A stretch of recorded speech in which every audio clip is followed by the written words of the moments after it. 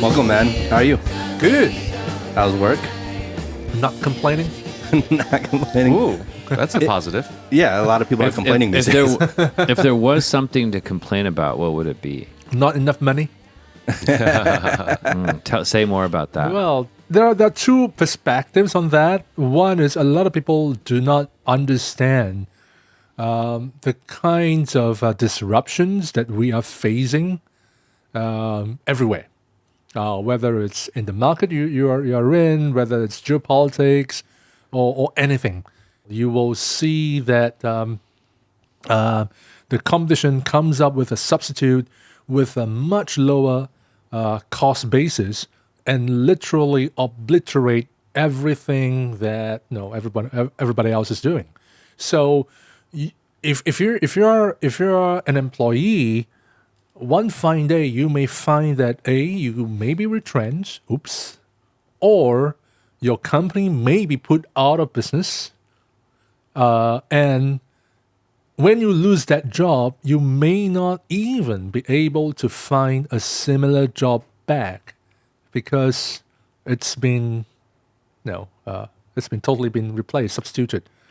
So that is something that is pretty disruptive. From the consumer's point of view, it's great. We are getting a lot of great stuff at a fraction of the cost previously. Talking about Singapore, where I come from, guess what is the best-selling car brand in Singapore in 2024? No idea. Okay, Is it Chinese? It's a Chinese brand. BYD? BYD. It's BYD. Okay. Right, and BYD prior to 2024 has only been in Singapore for 5 years. In 5 years, they are number one, and till today, I didn't know that they're performing that well in they're Singapore. performing really well. So it's the best product out. One of the better products out there. Yeah. What about? I mean, Singapore and China have a good. What's the relationship between Singapore and China in general? Is it good? Seems to be good, right? It's good. It's on arm's length, and Singapore is trying not to offend. Yeah, Singapore is quite neutral.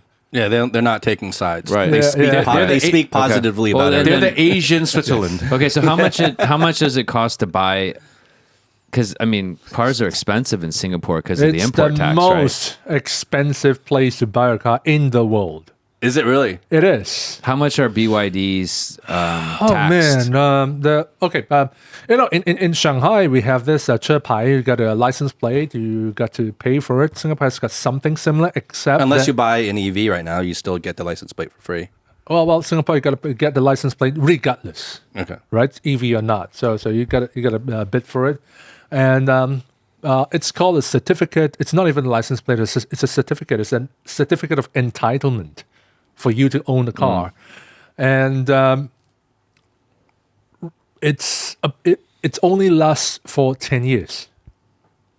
So you get a cert, that lasts for 10 years, How much is it? and it's like around 500,000 RMB. Damn. And then what happens after 10 years? Got You get a new cert. Does it go up? And Has you it gotta always pay been? again? So has it well, always been about 70,000 US, or does it go up? Well, over time? it fluctuates, but the That's just the certificate, not the car. not the car. You haven't smelled the car You yet. haven't smelled the car yet. But to renew that certificate after, let's say, 10 years, is it a lot cheaper to the renewal fee? No, it's Same price? Same price or whatever well, it is? It's at a that time? bidding process, right? So if nobody wants to get a car, then it goes slower. If everybody wants a car, it What's goes the harder. rationale Wow, behind that? I didn't know. Because Oh, Singapore is like a relatively small limited place. small Yeah, place. it's a small place. There are so many cars. We just want to make sure that there are not too many cars that will clog all the traffic. Yeah. Yeah. So, yeah, that's that. So if you wanted to buy a BYD over Yes. there, how much Yes. would it cost?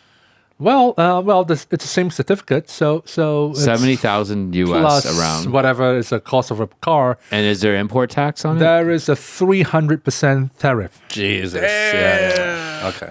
Yes. Dude, Yeah. that's where Trump got his ideas from. I think so. Yeah. He's like, Singapore's onto something here. So is that a major source of revenue? I don't for the know. I Singaporean haven't read government? the accounts. I don't think so, but it sure is significant. That's insane. I have no idea. I used to think like the Wait, who pays that import tax? The consumer. The car sellers, the distributors will Because pay the for the tariff. 车牌 or Yeah, the- but then the they pass it on certificate. to the consumer, I'm sure, right? Yeah, definitely, yeah. So that's the thing. Like, everyone who talks about this tells me, like, just equate tariff with tax. This is a tax, right? It is a tax, And it's just and who ends up paying the taxes? Exactly. Yeah. Eventually, all they want is trickle down to the consumer, right? I mean, everyone just passes it forward. Yeah, as a tax. Yeah. Yeah. No one's going to eat that willingly themselves. Yeah. Anyway, how do we get here? No, but I Cars think, in Singapore, right? Well, the disruption. yeah, let's flip it around, okay? So, we're talking about these car companies and stuff like that. Those are kind of like the disruptors. What about the one being disrupted, right? Like, and I'm sure in the larger theme or umbrella of sales, how do you navigate this world where almost it feels like every day something somewhere in some sector is being disrupted by something? Well, let's rewind that for a little while. Okay. In sales, in business, or whatever. Now, in today's world, if we were to say we need to do some long-term planning, what will be a time reference to say that beyond this time limit, it is considered as longer-term planning? What qualifies? Like what long? threshold? Yeah, what threshold? Longer term I think it depends on the country you're in, to be honest. In general, especially if you're planning for business. Oh, business. Yeah. Well, it used to Long be a 5-year plan, but now it's like, 5 years 5 is years an eternity, seems right? like- yeah, but exactly. you've heard that term before. Yeah. So I think anything, I think 2 years is a long-term 2 plan. years is already, Are you able to see things that are unraveling in 2 years? No. So But that's why You got it plan. makes it a 2-year Right. long-term thing. So in a way, you can call this a meme, but we kind of feel that 90 days is long-term planning. Wow. No, okay. Because the tariffs will change or may change In in 90 days. That makes perfect sense. We've got sales directors having a hard time trying to do their sales forecast, not because business is bad, business is good, but it's like, okay, what's the tariffs going to be like 3 months down the road? It's going to be 20, 40, 140? yeah. Or what political events might unfold between now don't and then know. too, right? That But might how do you influence that. How do you define planning? What goes in, what does planning entail? Well, it really depends on how detailed you want to have in a plan. So in a sales environment, the kind of plan will be, what is the forecast? And if you have a number, how are you going to make that number? So how much of that goes to new customers? How much of that goes or But contributes? that was always 90 days because that's how companies, they're accountable to their shareholders. And so every quarter, right? So like the argument is it even less than 90 days now? And maybe you can't even do like a yearly forecast. Maybe it is just every 30 or 90 days. Right. Yeah, And it then could like be. the whole system has to sort of change. In a way, yeah.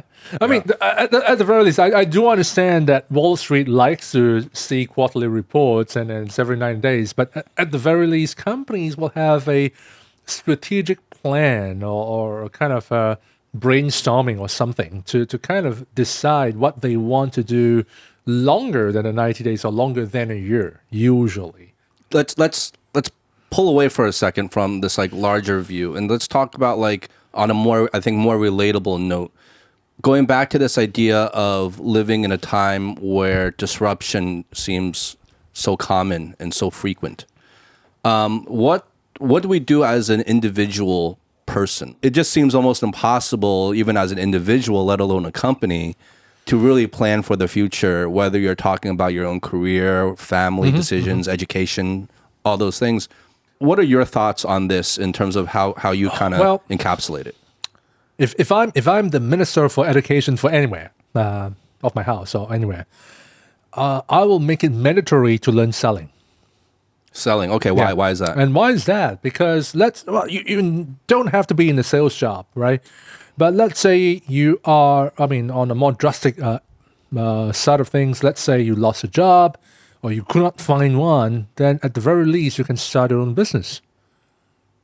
Selling something, whatever you're good at, whatever you can lay your hands on, whether it's a product or a service.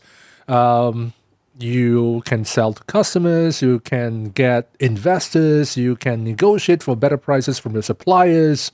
So it's and like get a partners. critical skill you feel It in is. life just to know how to sell. It is. So that's a drastic end. Now, even if you're, you have a good job and you have a good job until the day you retire, in a company, you still need to get stakeholders buy-in for whatever you're doing.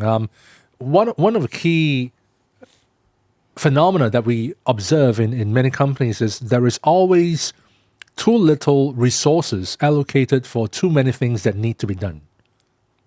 So I have a project and I need to get things done, but the company is only giving me minimal resources. So I have to kind of scramble for limited resources that are in the company so that they are not being snatched away by some other teams or departments somewhere else. So I'll need to navigate that. I'll need to negotiate that. I'll need to sell myself or my idea to the right stakeholders so that I can gain the support and buy-in and I can get my stuff done. Get a bigger slice of those resources. Get resources, get support, get approvals, get manpower, get people to commit their time and effort on your stuff and not theirs. So yeah, you need. Well, I would argue even from the top level, even if you're the CEO, Yeah. you need to know how to sell to the people below To the you to board. get their buy-in. You need to sell follow to the you. board. Yes. Right, you need to sell to your employees. You need to sell to your team. You need to sell to your board of directors. If you're in a listed company, you can sell to the public, as in why our revenue are tanking. We are kind of doing a strategic withdrawal so that we take one step back and take 3 steps forward in the next quarter. That kind of spin, it applies for everybody. CJ, so do you think that like most people right now maybe lack that awareness? What do you think the issue is? Like people just don't know how important sales is? Or they don't actually know how important sales is in all facets of your life and work, but they just don't know how to effectively do that. Well, what's the issue? I think it's both, but let's just say that let's just assume they know the importance of sales, but they don't really want to do it. And in fact, there are many people who know what they have to do, but because of the interactivity, they have to get up and network and get other people of other groups to collaborate, to approve on something, to gain buy-in. And they are just comfortable pressing buttons and not really wanting to get their bottom up and and reach out to other people. So it is really more of we are just too comfortable. We kind of know rationally that we probably will need to reach out to someone, but doing so and reaching out to people that you don't really know and probably you don't really like can be quite daunting. Yeah. Right. So how did you... Especially for certain personality types, right? Yeah. So how did you stumble around or stumble on this issue? When I was working in corporates in a company, there is this sense, not just with me, but also with my sales colleagues and right now with my participants as well, there is this sense that the external customer, although tough and demanding, are still more reasonable than the internal stakeholders. So it's sometimes it's easier to sell to external customers, as in real customers out there. No matter how much they try to drive a hard bargain with you, they are still relatively easier to handle than your internal colleagues, right? And sometimes it's because people just refuse to understand one another. If they're in a position of power, if it's convenient for them, they tend to abuse the power a little bit and make you do the things that it's not your job, but your colleagues has got more power than you, so they force you to do stuff. So those are what we see. And part of what I do is also to help the average employee do what is known as stakeholder management.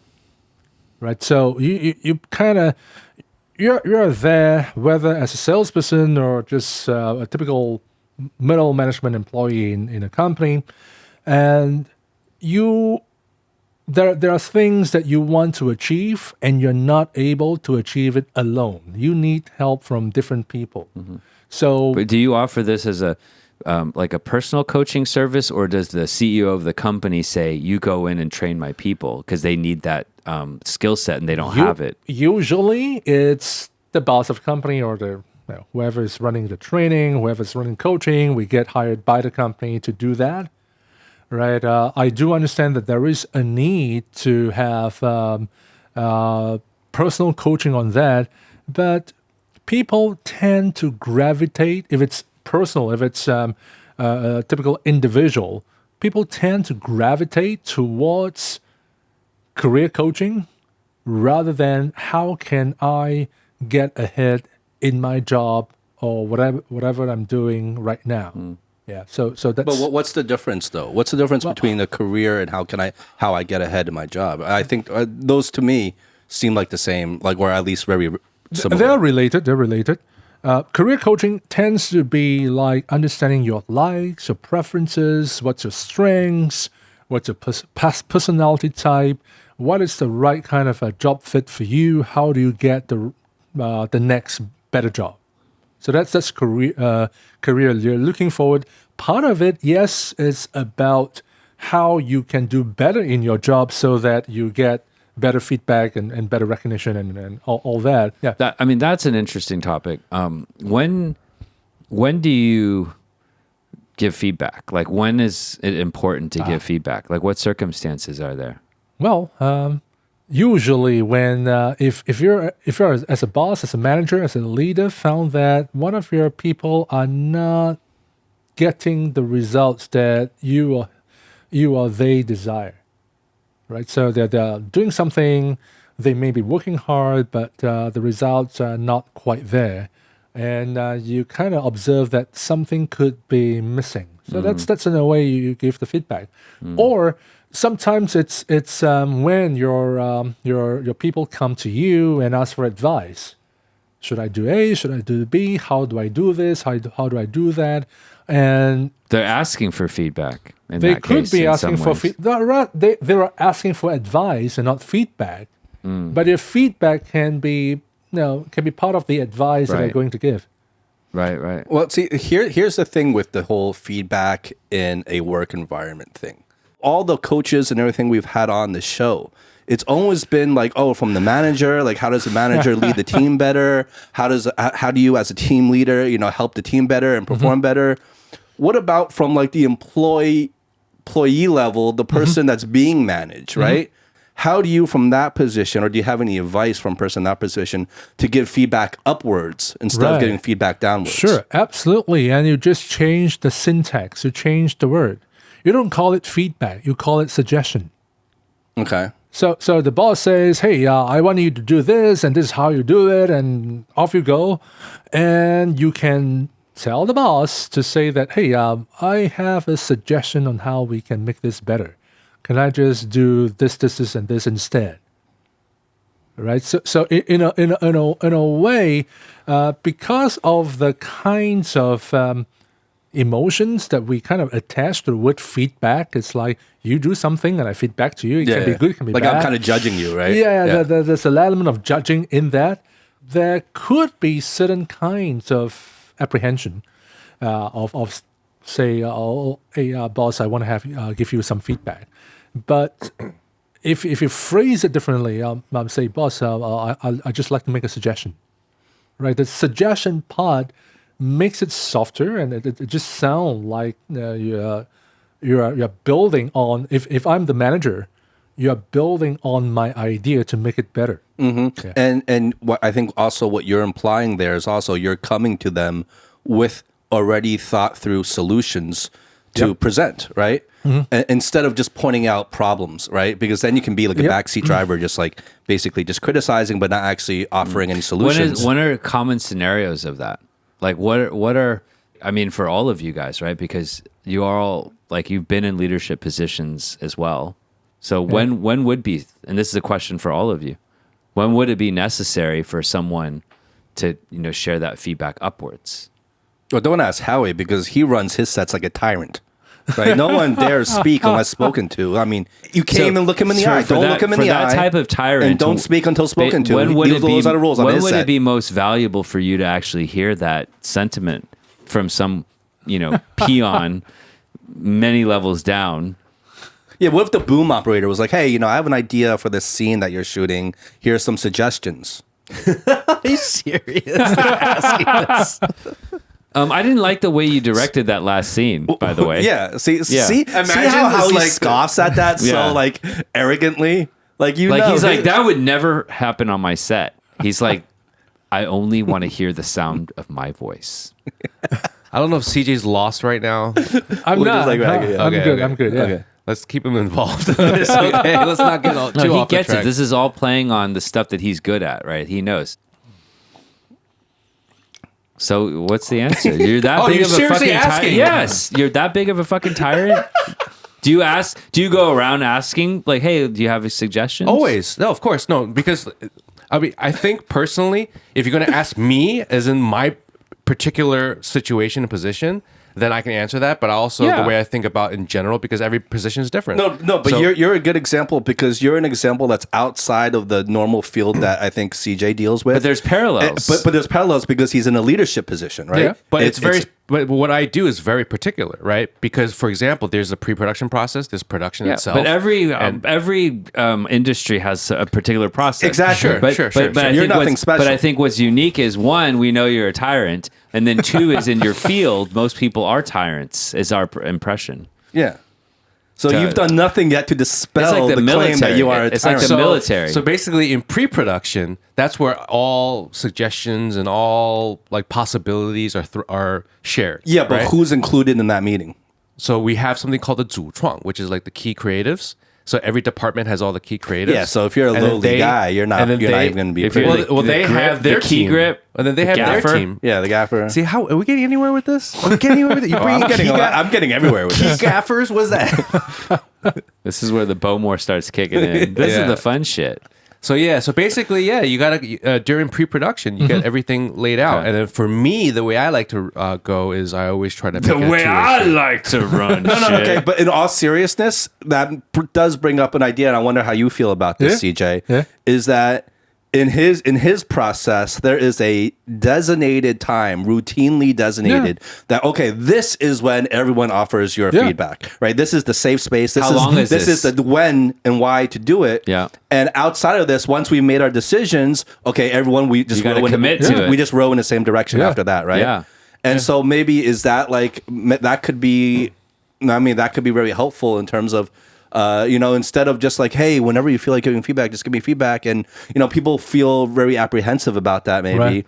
But if you make it a designated thing, like, okay, the whole point of this meeting right here is to give feedback. And we're going to do this every time we do this, Right. at a set time, then maybe people feel more permission to actually give the feedback. Yeah. Right, and absolutely. I'm just going to draw yet another parallel. Let's use the military, right?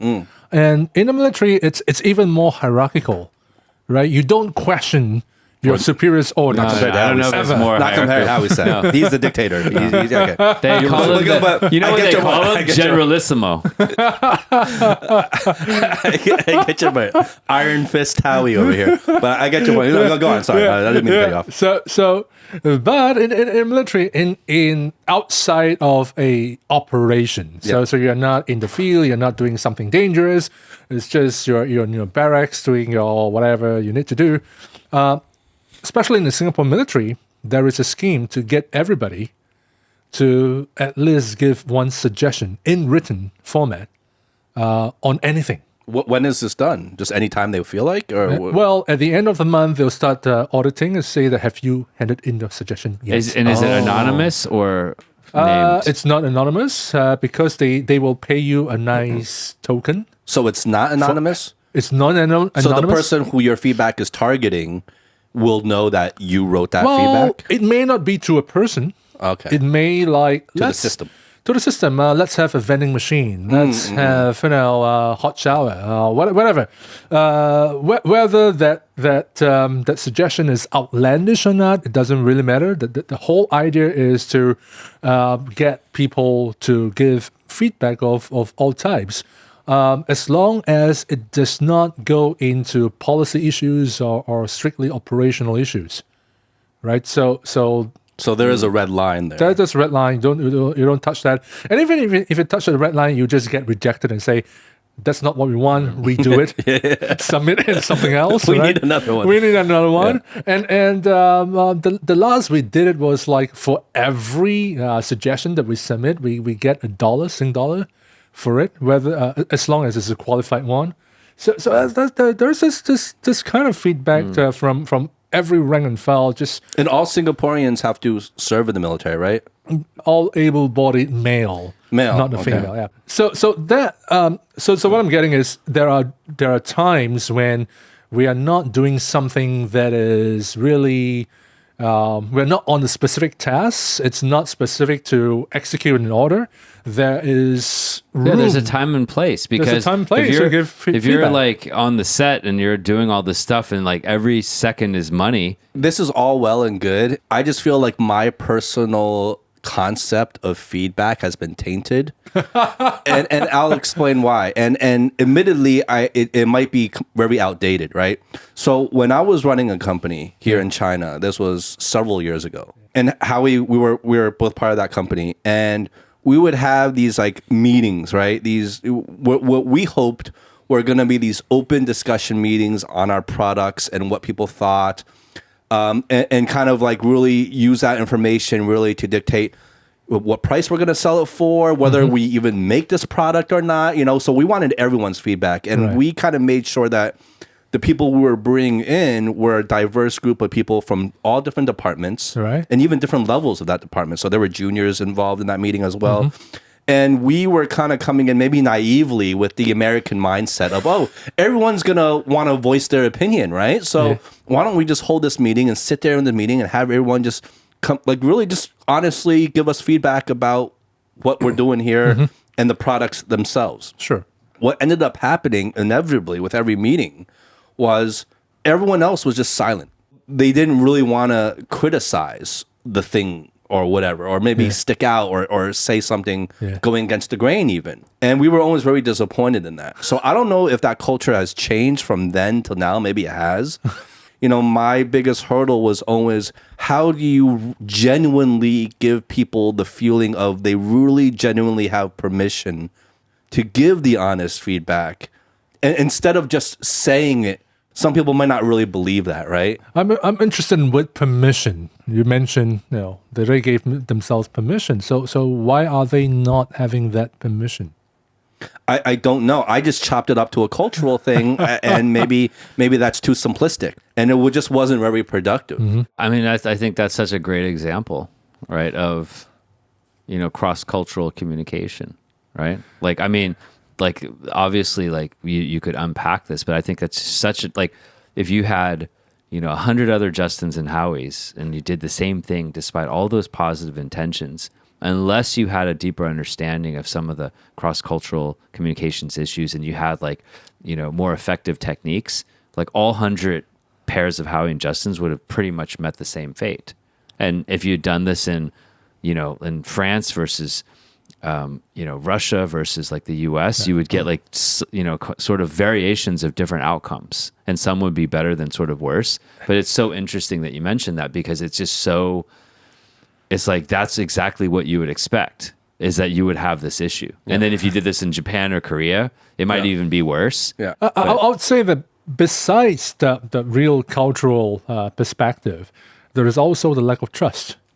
As in, if I'm one of your employees and you want to have feedback, and I don't really have a high opinion of what you are trying to do, and I voice my thoughts, what's going to happen to me? Right? I mean, you guys may mean no harm, but I don't know, because no one has done it. Or even the unintentional harm, right? Yeah.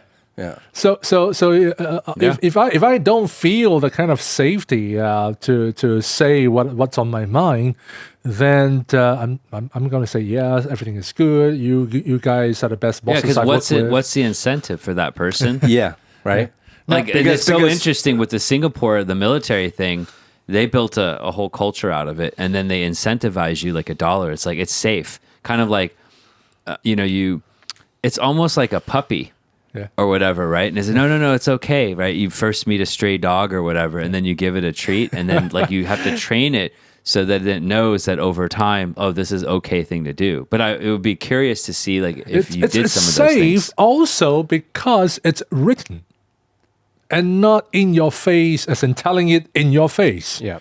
So if you're holding that meeting, sometimes what we do or what we suggest is whatever feedback that we are giving, and firstly, no one breaks for lunch until we get something, right? Number two, everybody write on anonymously on some post-its or something. Oh, this is anonymous? Somewhere. No, I mean, No, taking he's talking about our into example. that Oh, very okay. example, right? Not the military type. But if I were in your shoes, I'll get people to write whatever they feel like saying, or to phrase it in a certain direction, as in, this is our plan, and I would like to have suggestions on how you think you can make this better. Right, and everybody needs to put up with 3 suggestions somehow, and write it anonymously on a post-it note, plaster it somewhere on a whiteboard, and then we got a wall full of whatever. Yeah. Right. So if that is the case, it's anonymized. It's pushing to a direction. People are doing it, and no one needs to know who wrote what. Well, there's not a fear. There's not a fear of like, if you say something and then you piss the boss off kind of dynamic, right?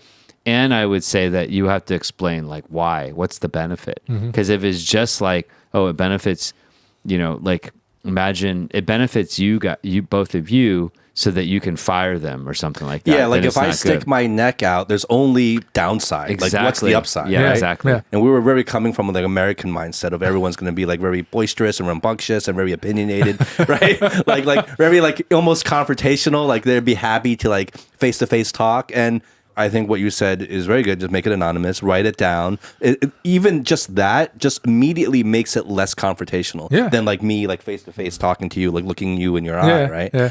And so yeah, I think that goes a long way. And you have to for explain why as well. What's the purpose of this? Yeah. Because if they don't, what's their incentive? What's in it for them? Yeah. I mean, but you pointed out like stick the neck out thing. That's like a big thing.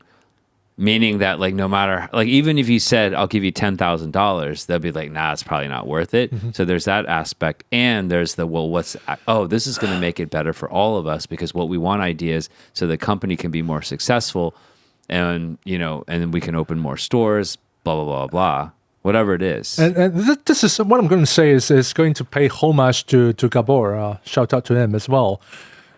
If you want to have feedback, even if it's not written down, as in you guys, you are the managers of a company, you want your people to give some feedback to you and no one's saying anything, and you don't have pieces of paper, no one can write anything, all you need to do is to break them into groups and ask them have a group discussion and then get each group nominate someone to share, right? And that's what we do in training as well. And culturally, what happens in China and Asia is whoever you nominate to say something on behalf of the group, they will start with, these are the conclusion of our group's discussion. In other words, if I say the wrong thing, don't shoot me. Not on me. It's not me. Don't shoot the messenger. Don't shoot the messenger. It's a group, kind of thing, right? Yeah. right? So yeah, there's safety in that actually. That's true. Yeah, man. And on the flip side, that's where we link back to sales.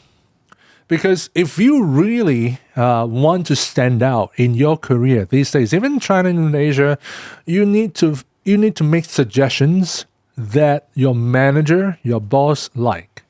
And I'm not saying you suck up to whoever there is, because generally in what do you call in a company where you're measured by results, by performance, bosses would like to get suggestions on how they can do their jobs better.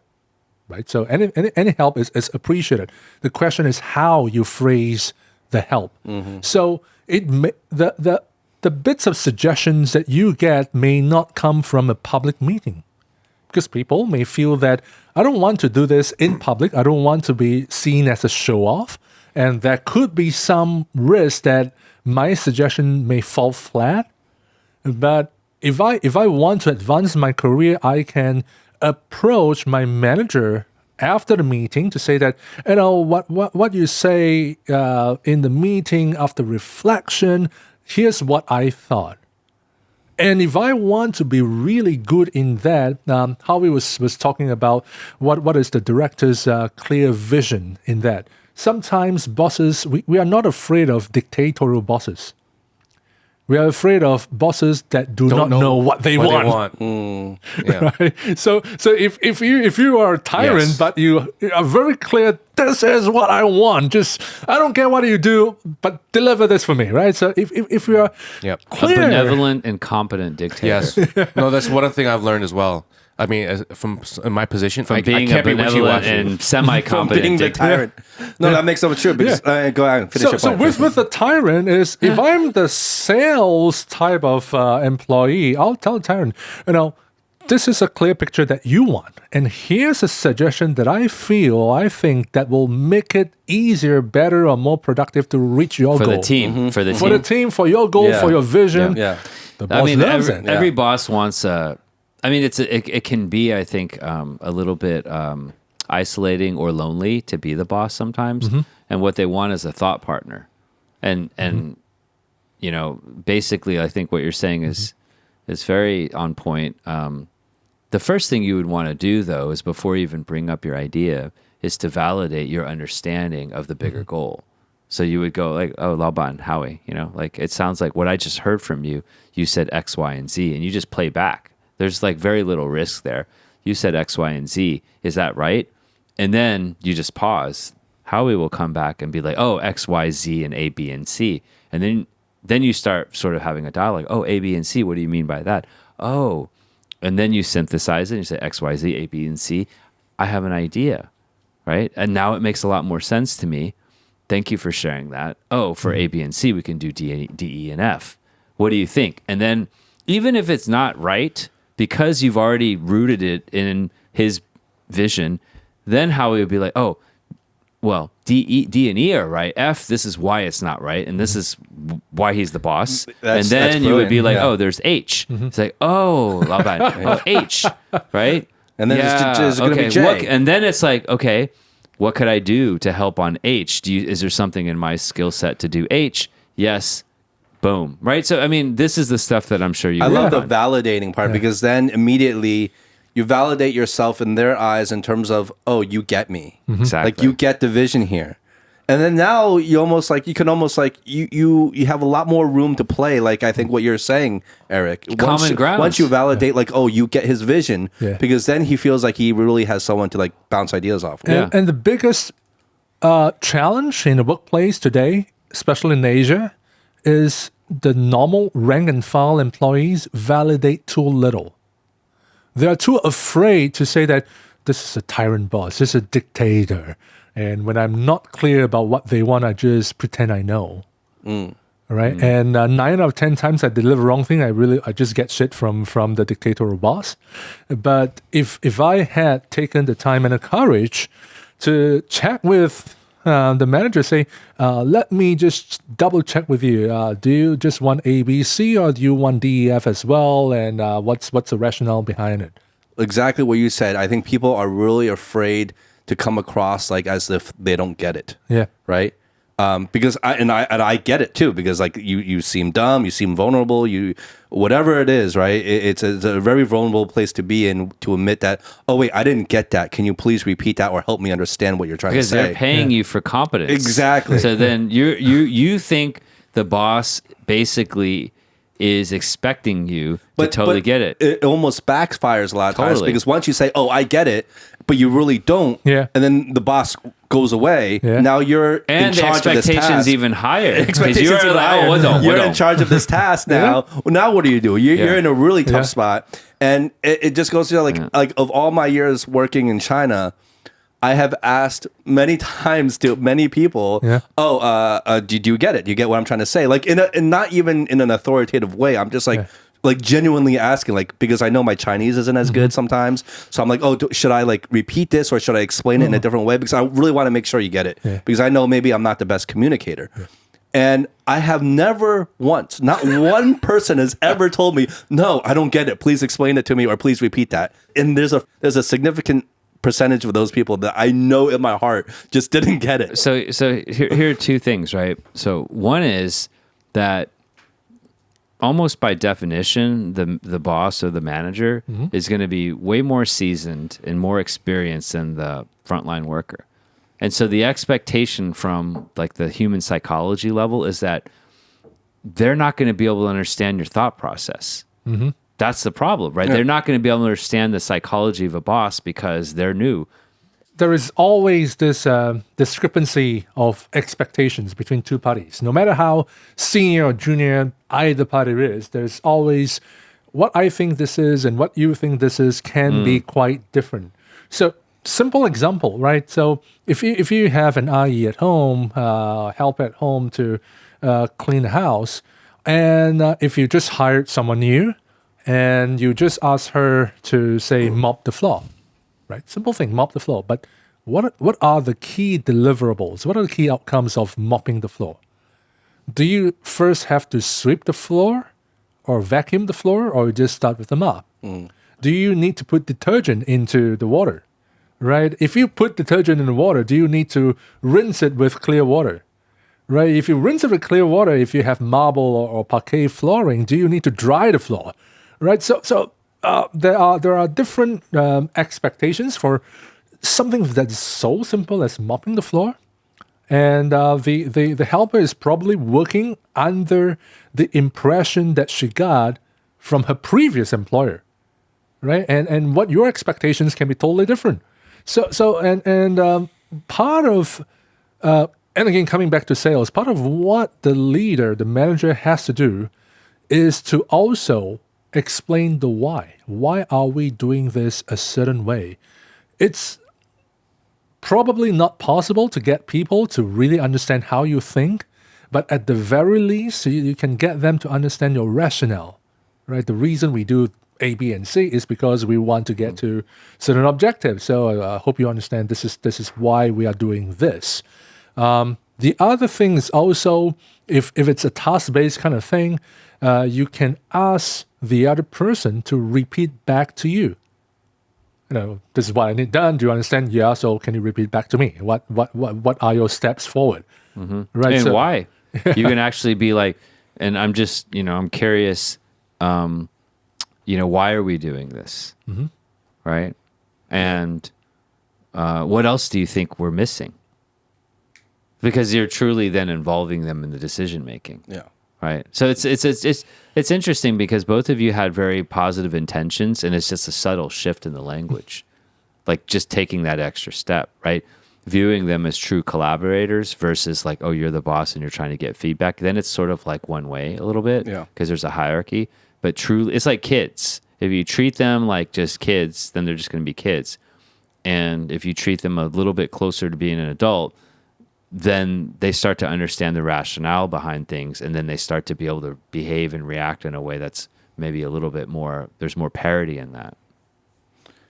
I was thinking of something earlier, and we don't have to spend too much time on this, but I just want to kind of just get your ideas, your thoughts on this. Is that do you guys think there's and this is for everybody, do you guys think there's a intrinsic difference in the quality of feedback between anonymous feedback versus non-anonymous feedback? I think there's a debate there to be had, right? Because there's a pros and cons to both. Yeah. A lot of these debates depends on the context. So why do we want anonymized feedback? We kind of made the assumption that people will not tell the truth for the fear of repercussions. Yeah. Right? But what if we can convince everybody that there will be no repercussions? So it really depends on the organizational culture, how things are being done. Were there cases of shooting the messenger, or are we able to accept feedback as it is, no matter how outlandish, how ridiculous it is, but still we just discard the feedback. We don't care about who says it, right? So it's a matter of how you deal with people who don't stand in line, and does everybody feel safe to share whatever's on their mind? Well, and if you get anonymous feedback, it's going to typically be written, right? And so you're going to get maybe like sort of a limited, the power of the descriptiveness is going to be limited. But let's say that I'm able to actually deliver you. We have the trust, like CJ is saying, and we have, the opportunity that I can share that feedback that, with color, right? Reading an anonymous feedback saying that, oh, you suck as a manager versus like, I can come up to you and talk to you. Hey, I have some suggestions because I really trust you and we have a long working relationship. The impact is going to be completely different. You know what I'm saying? Like reading it versus actually having the conversation. Yeah. And I think there's a thing about anonymous feedback from the party that's receiving the feedback is because it's anonymous, you don't fully always trust the feedback either, right? The other side. Because you can just be like, oh, people are talking shit because they know they can get away with it, right? Even if it's not true, there's a little bit of distrust. There's no context. Yeah, there's no context. There's a little Exactly. distrust. Instead, when you know who's giving the feedback, and especially like Eric said, if you can talk face to face, there's a certain trust from both sides already.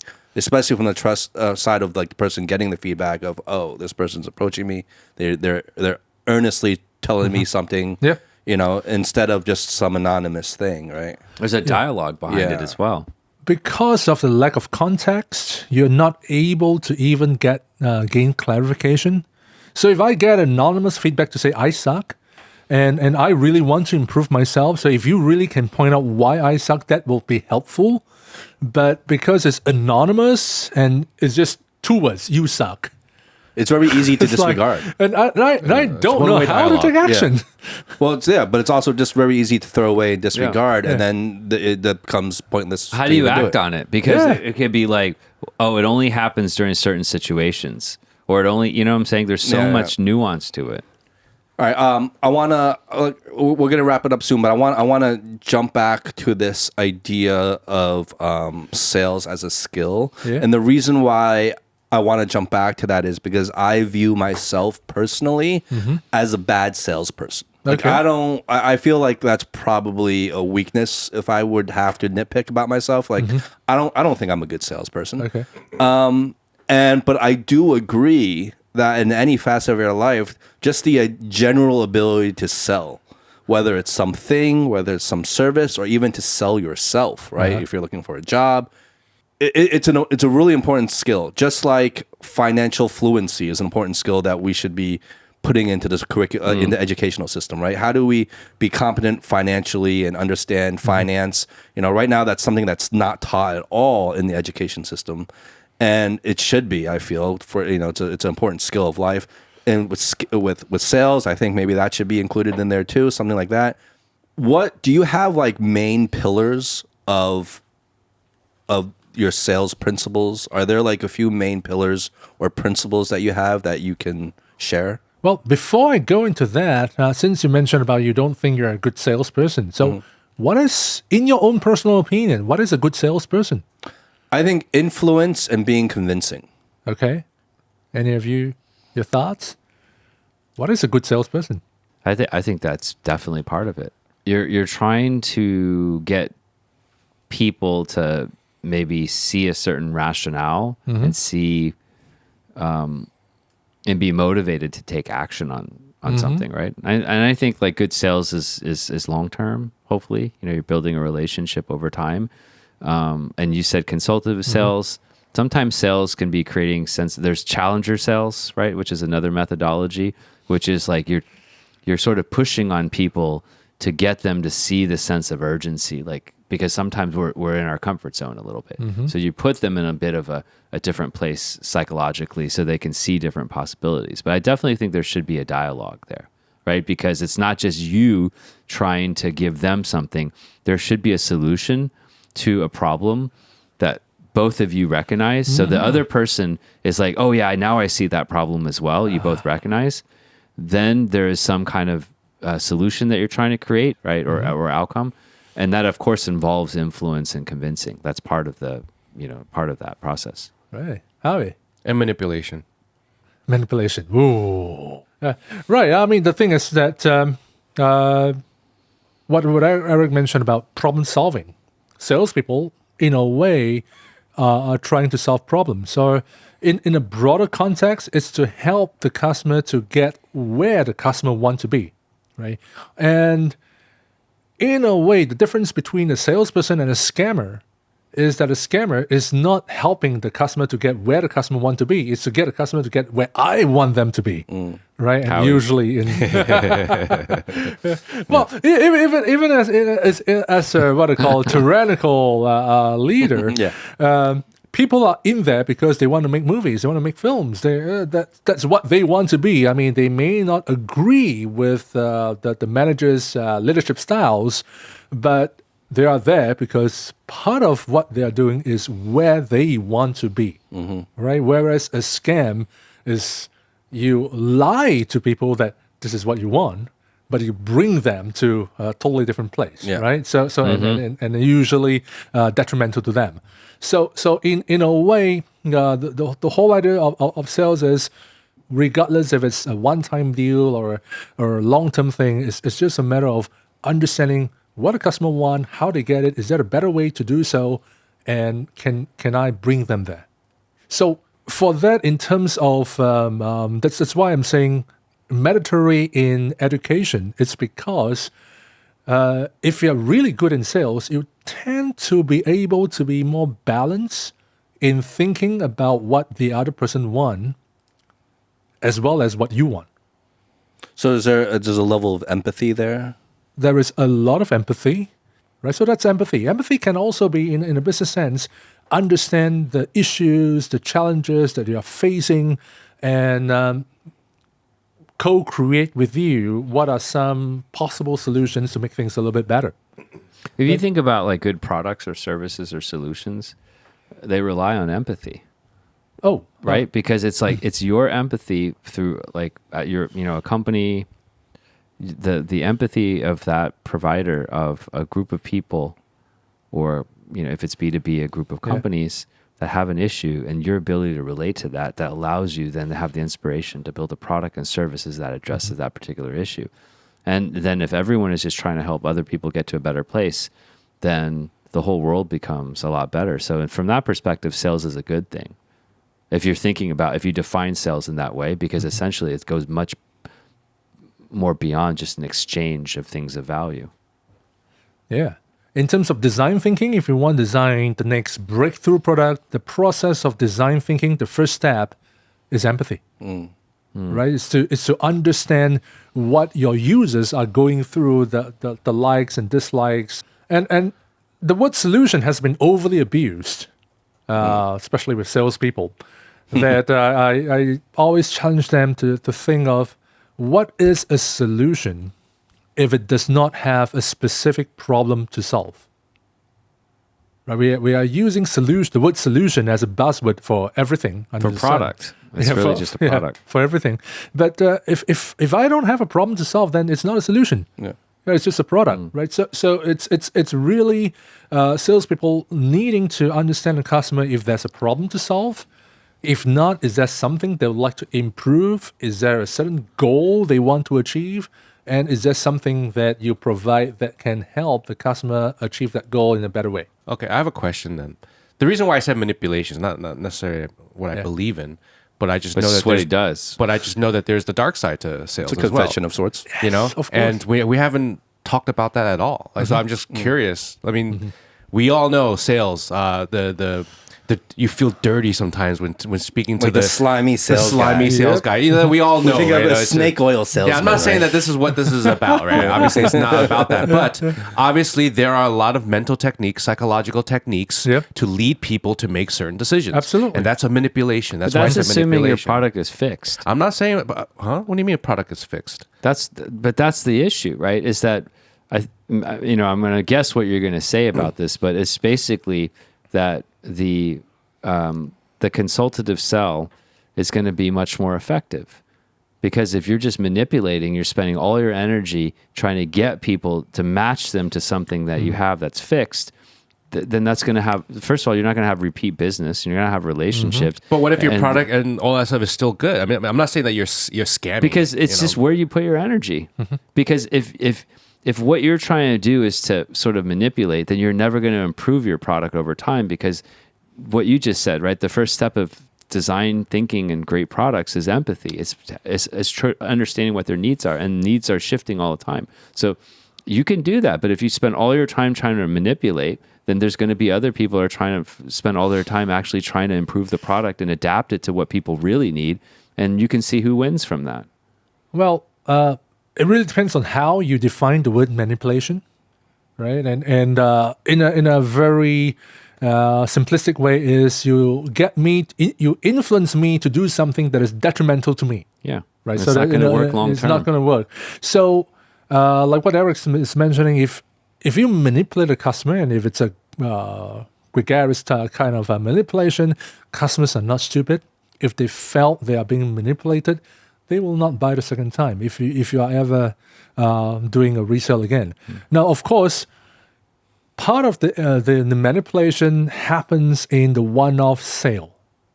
Whether you're buying a house, you're buying a car, you're not going to see the same salesperson ever again. People manipulate you when you're on a package tour to some touristy souvenir shop. Yep. The moment you leave that shop, they're not going to ever see you again. So They're only expecting that one sale from you anyway. They're not expecting that's their only chance to make money from you, right? So because they don't give a shit what you do on TripAdvisor. So it's sort of like, okay, so maybe it's not about manipulation, but it's more about technique. Yeah. There's certain techniques Yeah. that people can implement. The reason why I'm saying that is because I just suddenly thought about this thing I see all the time on, for example, let's say on YouTube, right? You're watching somebody talking as if they're an expert or something, right? And then like the typical, you can check out my link, you get free this, you get free that, sign up, whatever. It's all good stuff. Sure. And then you go there and it's like pages and pages and pages, like trying to sell you and all this stuff, right? And maybe they're good. Maybe it really is beneficial, right? But there is a technique to it. But the reason they're doing that is because it's a numbers game.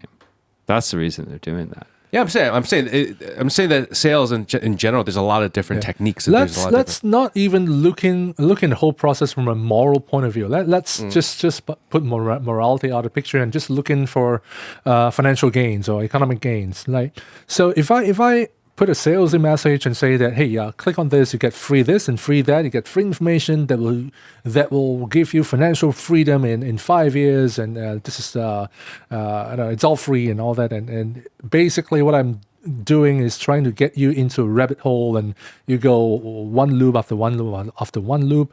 Now the thing is, customers are getting smarter, and such tactics tend not to work as much as they used to do a few years ago, right? Customers are demanding that if you want me to go down your rabbit hole, you got to give me some real stuff.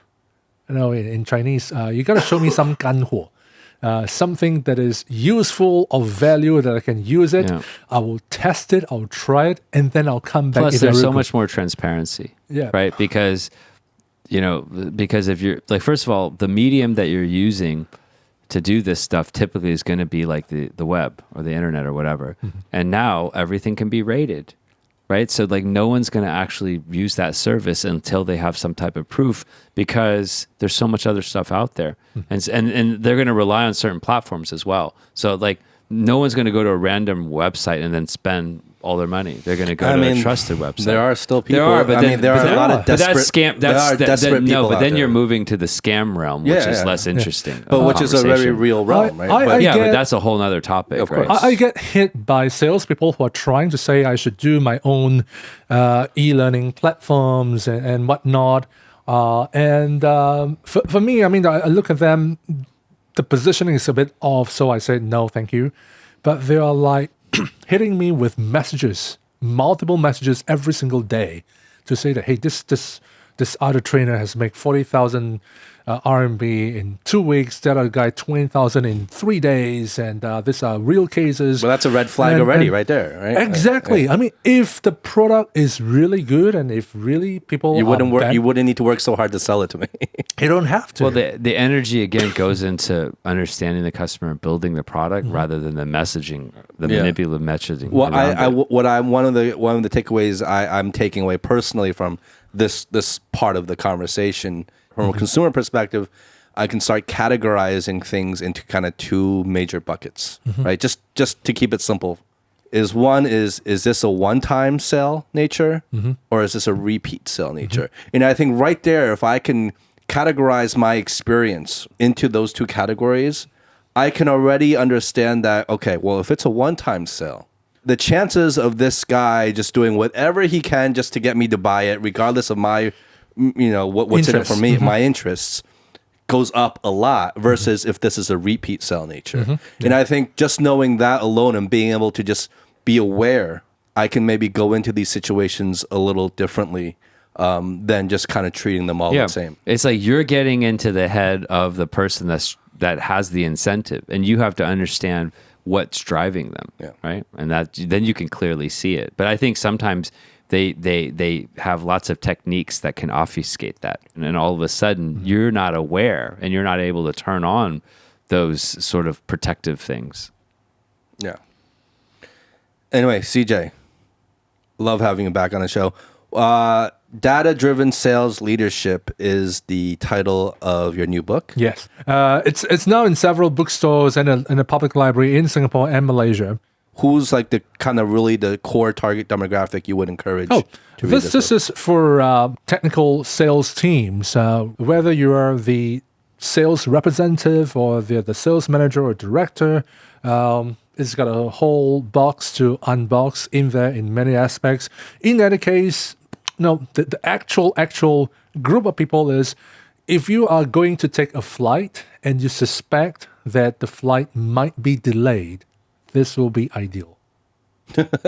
Why do you say that? Well, it's thin enough to kind of last through the delay. I hope it's a quick read, and you probably can finish it in an hour or two. So that's usually the kind of duration for a flight delay. Yeah. Nice. Well, I like what you said. Like, people remember stories. Yeah. And it's written in the form of stories. Yes. Once again, CJ, thank you so much for joining us on the show today and taking the time. Thank you. If people want to reach out to you, what would be the best way they could look you up? Or get my WeChat, get my LinkedIn outside of China, in China. Get my WeChat. Okay, or LinkedIn, right? Yeah. Okay. That was CJ Ng. Yes. I got it. I nailed it that time. I'm Justin. I'm Howie. I'm Eric. All right, guys. Be good. Be well. Peace.